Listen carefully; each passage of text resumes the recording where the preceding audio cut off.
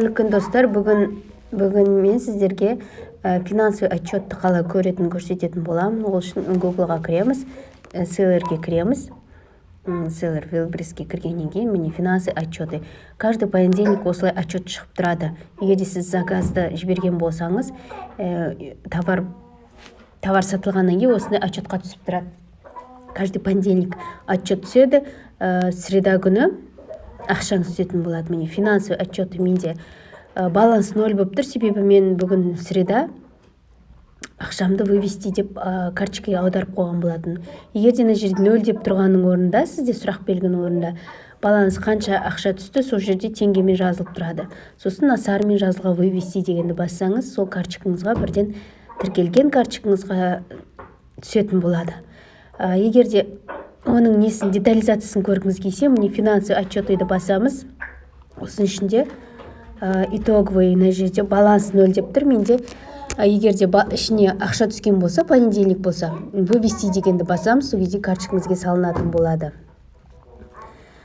Осы жерде мысалға міне қанша зат сатылды. Міне 26 декабрь күні 14.497 теңгеге продажа болған. Мына жерде товарға 10.000 теңге түскен, логистикасы қанша ұстаған, хранениесі қанша ұстаған, осының бәрі жазылып тұрады. Міне 9.985 теңге маған итоғы 14.000 зат сатылса, 9.985 теңге менің счетыма түскен болған. Не оплачено. Міне удержание.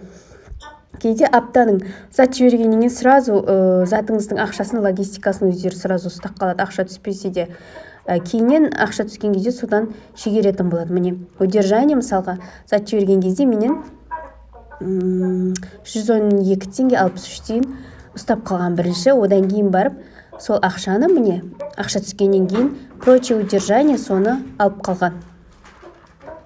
Міне осылай отчетты көруімізге болады. Енді мен мысалға қандай затым сатылды соны білмей тұрмын, мына жерде жазылмай тұр. Ол үшін 3 действий деген астында 3 точканы басамыз, детализацияны басамыз. Сол кезде міне көрінеді. Қандай зат, қай күні, қанша ұстаған, қанша теңгемен аударылған.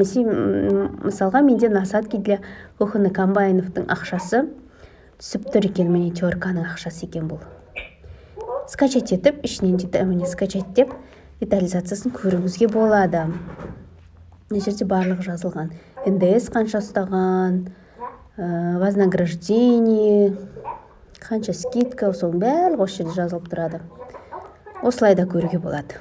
Және де көрудің тағы бір жолы маркетплейске кіреміз. Осы жерден көруге болады. Ол үшін мына жерде міне главныйды финансовый отчеты деп тұр. Осы жерден де көруге болады міне отчет реализации.